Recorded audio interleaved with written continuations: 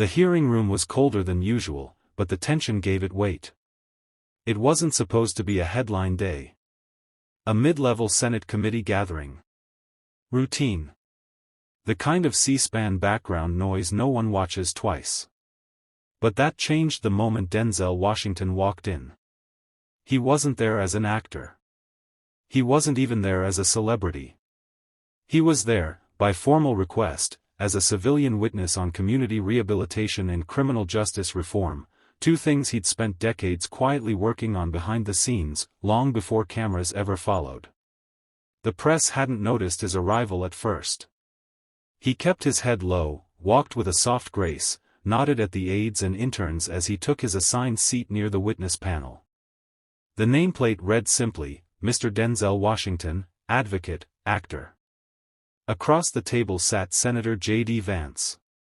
Newly polished. Poised. A former venture capitalist turned working-class whisperer turned political loudspeaker. To his base, he was a realist. To his critics, a chameleon. The chairman called the hearing to order. Formalities followed. Statements, data points, political posturing. The usual dance. Then it was Denzel's turn to speak. He didn't raise his voice. He didn't perform. He just spoke. Quietly. Measured.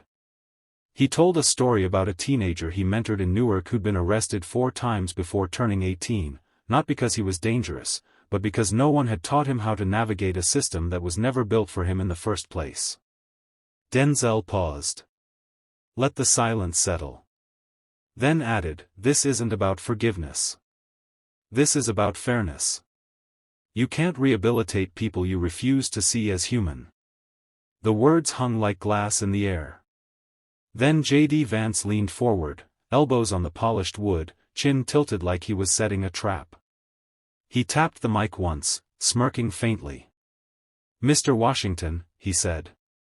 "You've had a privileged life. Fame, fortune, influence. So, forgive me if I'm confused. How does someone like you still manage to play the victim in every conversation about justice?" The room stiffened. No gasp. No applause. Just a slow, sharp tightening of the atmosphere. Denzel didn't blink.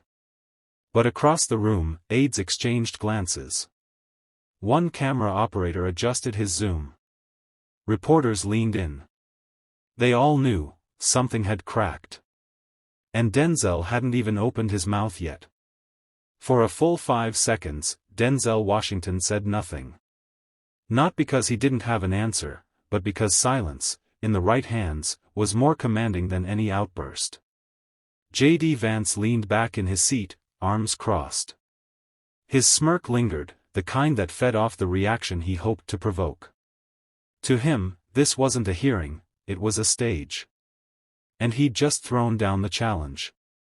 Finally, Denzel spoke. "I don't play the victim, Senator," he said, voice even and clear. "I represent the voices your policies often ignore." The response wasn't loud. It didn't need to be. It landed, like a verdict. The type of line that didn't shout to be heard, it simply commanded listening. "I don't stand here to defend my success," he continued.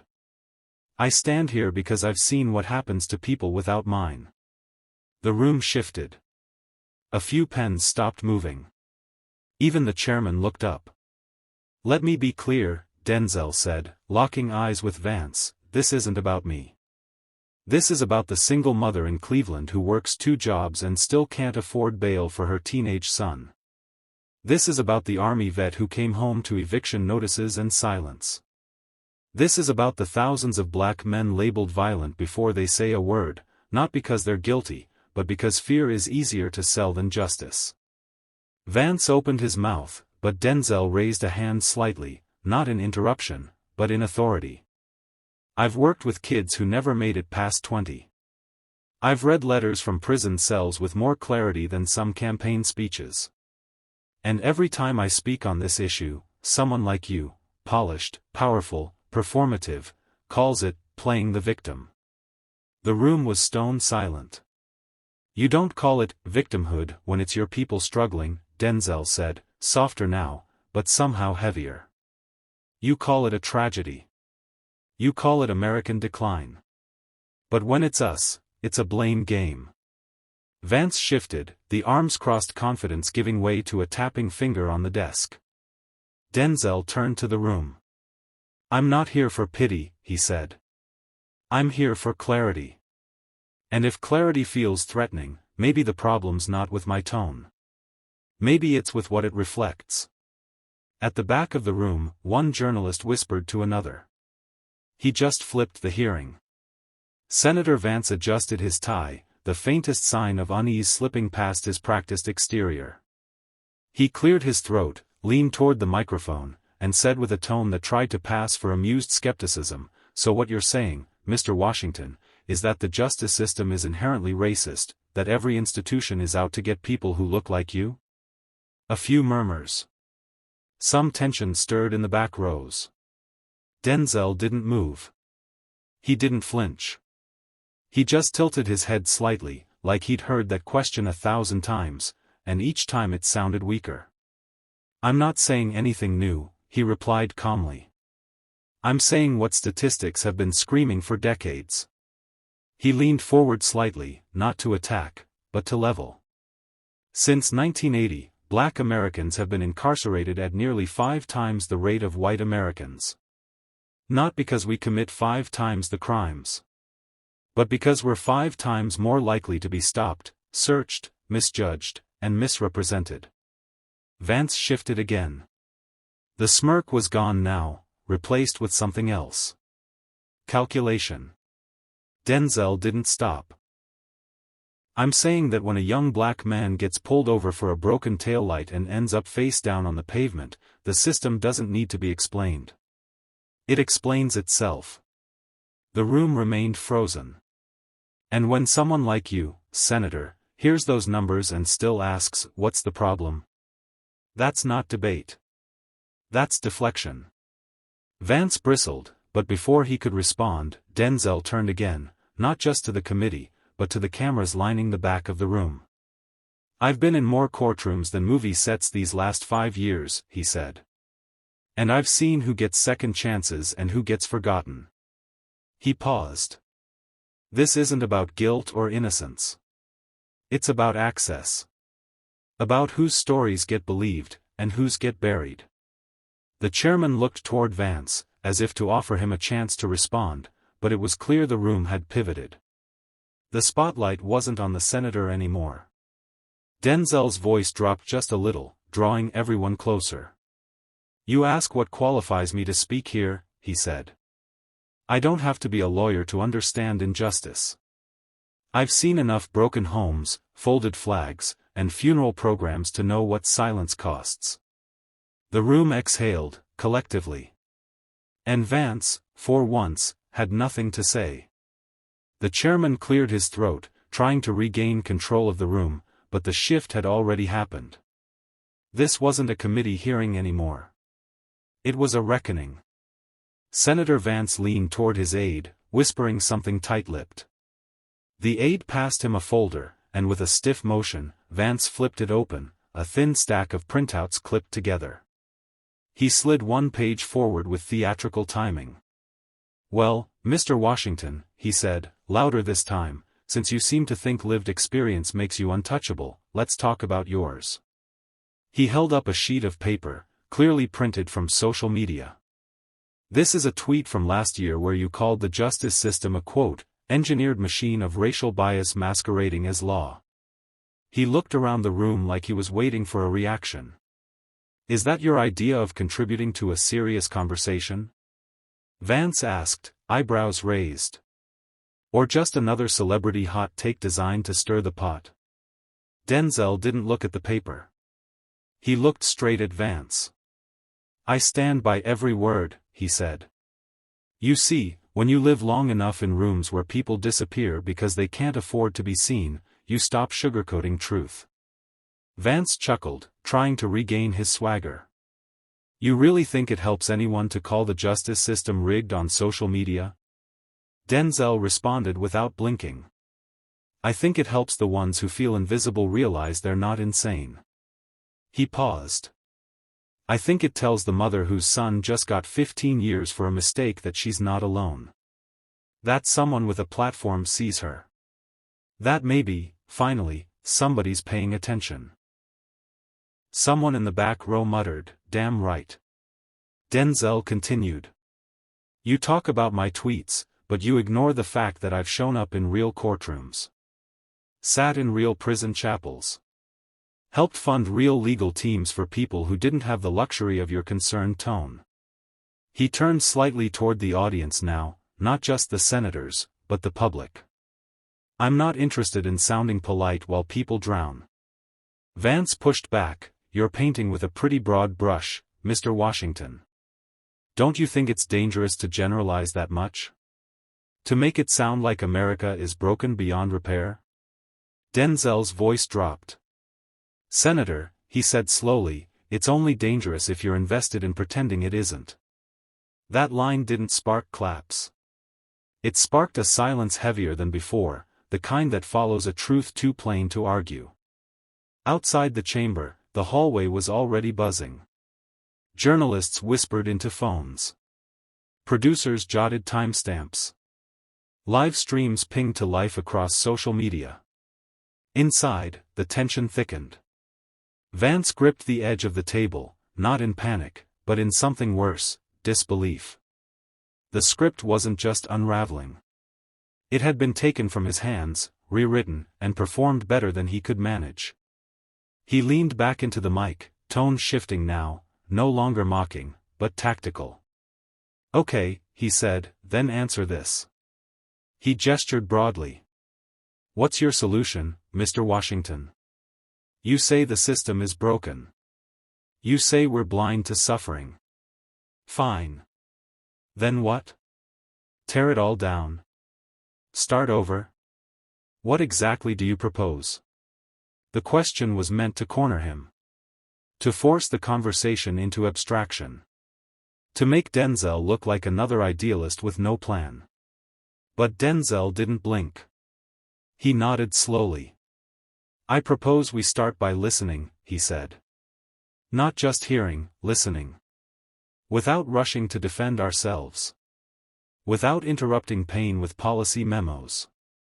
Without turning every story into a counterargument. He leaned forward now.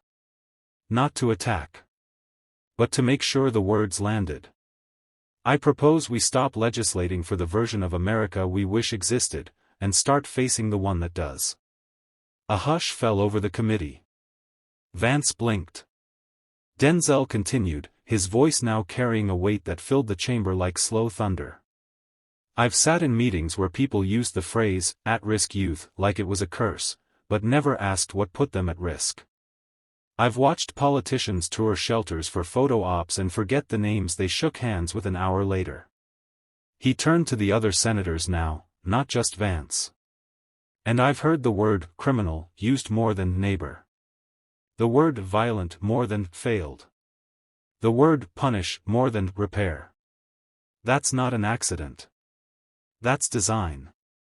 A subtle stir. A senator on the left, silent till now, lowered his pen. And what I'm proposing, Denzel said, is that we stop pretending this is just about crime and start admitting it's also about who gets to recover from a mistake, and who never gets the chance. The cameras didn't pan. They didn't need to. The moment had already gone viral. The hearing had started as a formality, now it had become something else entirely. By the time Denzel finished his last sentence, the committee chamber didn't feel like Capitol Hill anymore. It felt like a truth commission. Not because of volume, but because of weight. J.D. Vance's smile returned, but this time it was thinner. Defensive. His posture sharpened. This was the moment where he typically delivered the counterpunch. The clip that'd get replayed on cable shows that leaned red. He cleared his throat and leaned in. You know what I hear when you talk, Mr. Washington? He asked. I hear grievance dressed up as wisdom. I hear someone who built a fortune on fame, who now gets to lecture working-class Americans like he still lives in their world. Denzel didn't move. I was raised in Middletown, Ohio, Vance continued. I grew up around addiction, job loss, broken homes.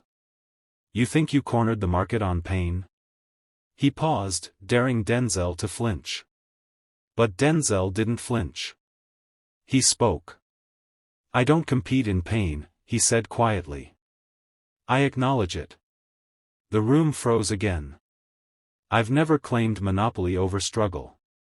But I refuse to let people use their pain as permission to ignore others. A stir. Somewhere in the gallery, a woman nodded slowly. You talk about growing up hard, Denzel continued, but you use that past to justify policies that punish people just like you used to be.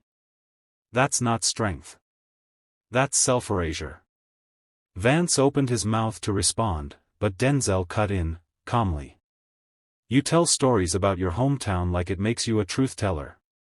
But when those same truths come out of someone who doesn't look like you, suddenly it's grievance politics. Suddenly it's playing the victim. Denzel leaned forward now, voice still low, but with surgical precision. That's not public service. That's branding. The phrase hit hard, not just because of what it said, but because of who said it. Denzel had built his own legacy on restraint, on discipline, on speaking only when it mattered. And now, every word mattered. You say I don't live in the world of working-class Americans anymore, he continued. But I'm in those communities more than most politicians who name-drop them in every speech. I don't fly in for sound bites. I stay. He looked Vance dead in the eye. And maybe that's the difference. You talk about them. I listen to them. The silence that followed wasn't awkward, it was loaded. Because everyone in that room knew. One of them was defending a record. The other was building one, live, in real time. For the first time since the hearing began, J.D. Vance didn't speak immediately. He tapped his pen. Once. Then again. The rhythm was off. The room was no longer his. The chairman glanced toward the clock, then back at the senator, silently nudging him to move it along. But Vance wasn't ready to yield. Not yet. He straightened in his chair and locked eyes with Denzel. You keep framing this like it's a battle between truth and power, Vance said. But what I hear is a man who doesn't understand how real policy works. Denzel remained still. You say you've walked through these neighborhoods, Vance continued. But walk through them long enough and you realize that anger doesn't fix anything. That emotion doesn't write law. That real leadership requires more than poetic outrage. A few quiet nods from Vance's staffers behind him. Then silence. And then Denzel spoke. Senator, he said gently, you confuse emotion with clarity. He let that sink in before continuing. I'm not angry. I'm honest. And if honesty feels like an attack, that says more about the system you're defending than the one I'm describing. He paused. You call it poetic? I call it survival. Vance shifted, visibly frustrated now. That's not a solution. Denzel nodded. You're right. It's not. It's a mirror. And mirrors don't solve the problem, they show you that it exists. Another pause. Another pulse of stillness in the room. You want policy? Denzel continued, turning toward the full committee now. Fund education with the same urgency we fund incarceration.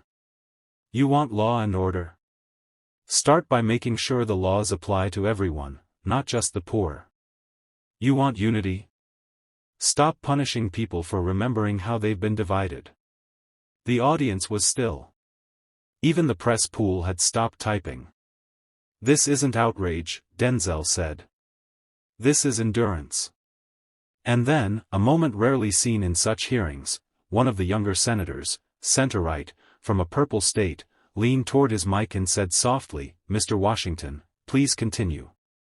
That subtle break in rank, small as it seemed, felt seismic. Because it wasn't just permission. It was acknowledgement. Denzel gave a respectful nod, then returned to the microphone. "You want numbers," he said, voice calm. "I can give you stats. But if data alone changed hearts, we'd have solved this a decade ago. What we need now isn't just reform, it's recognition. And until we get that, this hearing? It's just noise." And for a moment, even J.D. Vance couldn't argue. The walls of the hearing chamber weren't designed to carry emotion. But somehow, Denzel's voice reached every corner, not by volume, but by precision. Senator Vance leaned forward again, his tone clipped now, sharper. "You say you want recognition," he said, "but recognition without responsibility is just another form of protest. What exactly do you want people like me to do? Apologize for being born lucky?" Denzel let the question linger. "No," he said. "I want you to stop pretending luck is merit." The room shifted again. Even a few aides near the back glanced up from their tablets. "I want you to stop weaponizing your success as proof that the system works. When you're the exception, not the rule," Denzel continued. "The fact that you made it doesn't mean everyone had the same shot. It means someone opened the door for you. I'm just asking you to hold it open for the next one." A low exhale from one of the other panel members. Vance tried to cut in, with all due respect. But Denzel raised a hand, respectfully, not to silence, but to finish. "You say you came from nothing. So did I," he said. "But the difference is, I didn't climb out just to forget the ladder." He turned his attention now not to Vance, but to the young aides seated behind the senators, to the interns taking notes, to the viewers watching the stream from classrooms and community centers and courtrooms. "You don't have to be a senator to hold power," Denzel said. "You just have to decide what you'll do when someone tries to make you feel small for telling the truth." He looked back at Vance. "I'm not here to make you apologize. I'm here to make sure you remember what accountability sounds like." The senator flinched, only slightly, but it was visible. Denzel pressed on. "We live in a country where speaking plainly gets called divisive, where standing up gets labeled performative, and where people are more upset about tone than injustice itself." The silence that followed wasn't accidental. It was intentional. It gave room for the words to breathe, to settle, to imprint. Denzel placed both hands flat on the table, looked each panel member in the eye, then returned his gaze to the room. "I'm not playing a victim," he said softly. "I'm resisting a narrative that was never written for people like me to survive, let alone speak." And with that, he leaned back, silent again. This time, no one dared interrupt. By now, the committee had lost any illusion of control. This wasn't a hearing anymore. It was a moment. One of those rare, unscripted pauses in public life where truth pushes past politics, and no one dares to breathe too loudly. Senator Vance stared down at his notes, but his eyes didn't move. He wasn't reading. He was recalibrating. Then, as if on cue, he looked up and offered one last counter.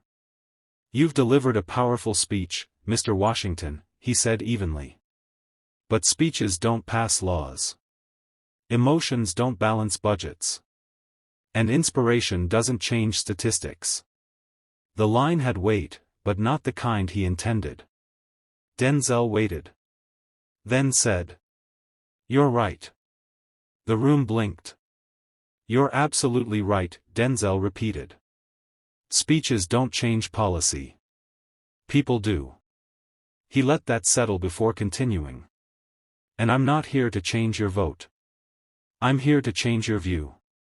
Because until you see the people behind those statistics, the laws you write will keep burying them." He leaned in once more, voice steady. "America is a story," he said. "And right now, we're arguing over who gets to hold the pen." Vance folded his arms, unimpressed. "And you think you should?" Denzel shook his head. "No. I think we all should. But some of us weren't even given a page. He turned slightly, addressing the room at large. You've built a system where millions feel like background characters in a country that promises them center stage. That's not failure, that's design. And that's why I'm here. A ripple of silence moved through the chamber, not confusion, but recognition. Denzel stood now. Not in defiance. In completion. I didn't come for applause, he said. And I didn't come to perform. I came because I was tired of watching lawmakers debate the lives of people they've never sat beside. He looked toward the chairman. My time's up. I know that. But maybe if more people used their time like it mattered, we wouldn't need speeches like this in the first place. He turned to leave. And then something happened. A slow rise, not of voices, but of bodies. People stood. Not all at once. Not in protest. Not in cheer. In respect.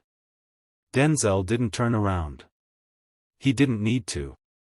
The room had changed. And Vance knew it. The hallway outside the chamber buzzed like a hive breaking open. Reporters scrambled to send clips, headlines flew across timelines, and the words "Denzel Washington hearing" began trending in less than 15 minutes. Inside, Senator Vance sat motionless, jaw clenched, fists curled, eyes vacant.